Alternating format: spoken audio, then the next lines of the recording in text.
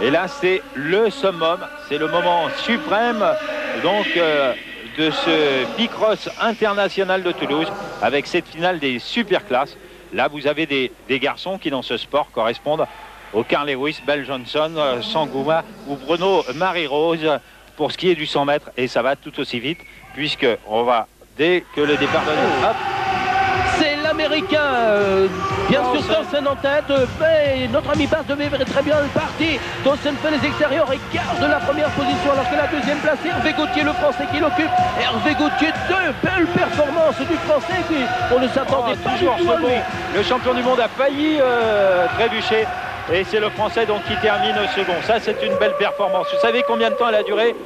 22 secondes. Voilà, c'est un effort intense donc de 22 secondes dont le champion du monde a ravi la victoire ici de cet indoor international de Toulouse.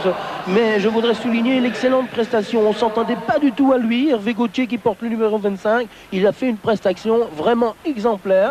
J'aurais dû Et voilà, on revoit. Oh oui, mon favori est resté dans les starting blocks. Et le champion du monde est vraiment sorti d'une manière extraordinaire de la grille de départ. Après le premier virage, c'est-à-dire après 70 mètres, il est manifestement en tête. Gérard, regarde.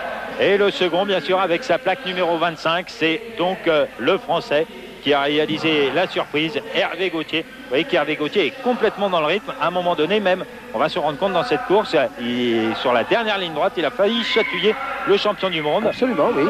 Sur les whoops, là, tout se passe bien pour Hervé. Là, il y a une faute de Dawson, oui.